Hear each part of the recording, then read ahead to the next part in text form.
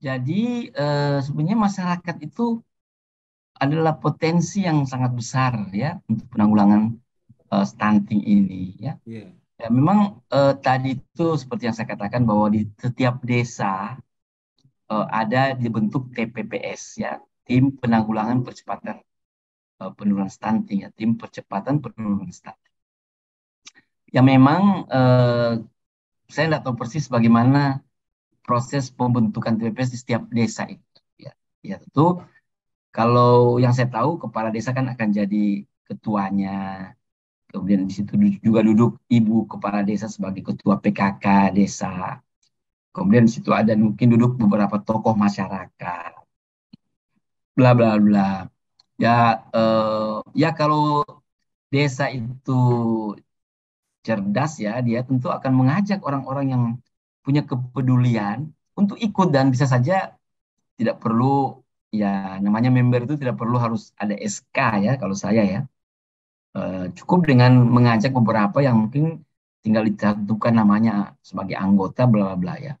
Nah, itu saya kira langkah yang pertama atau langkah yang bisa dilakukan yang pertama. Yang kedua yang bisa kita dilakukan juga adalah sebenarnya kita itu eh, memprioritaskan kepada ibu-ibu atau calon ibu agar mereka itu paham akan pencegahan stunting ini ya. Nah, kita tahu kan keluarga-keluarga yang berisiko untuk kejadian untuk timbulnya anak stunting ini kan keluarga-keluarga orang miskin ya, yang notabene misalnya pendidiknya rendah, akses kepada makanan yang bergizi juga kurang ya. Tentu termasuk akses pelayanan sosial lainnya ya. Nah, ini perlu dibantu, ya, dibantu.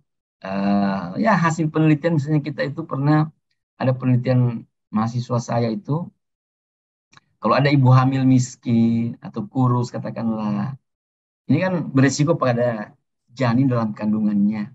Itu kita bantu dengan satu butir telur per hari saja selama 3 bulan, berarti 90 hari ya.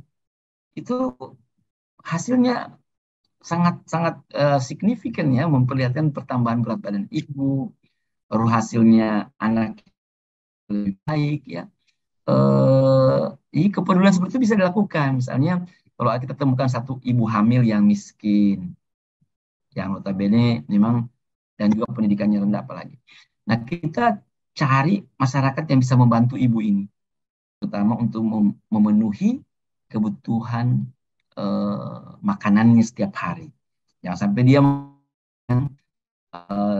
ya sama seperti dia tidak hamil, padahal dia harus eh, kebutuhannya lebih baik, lebih besar dibanding sebelum dia hamil. Nah, ini perlu dapat perhatian. Dan saya kira masyarakat yang ingin terlibat, yang ya tentu kalau tadi dia harus ada dalam anggota TPPS baru bisa berperan, ya bisa saja di luar TPPS pun bisa berperan dengan tadi ya.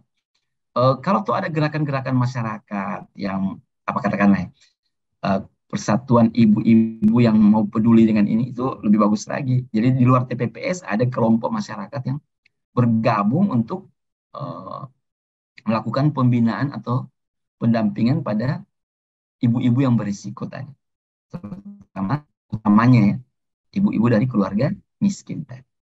Saya kira gitu lagi.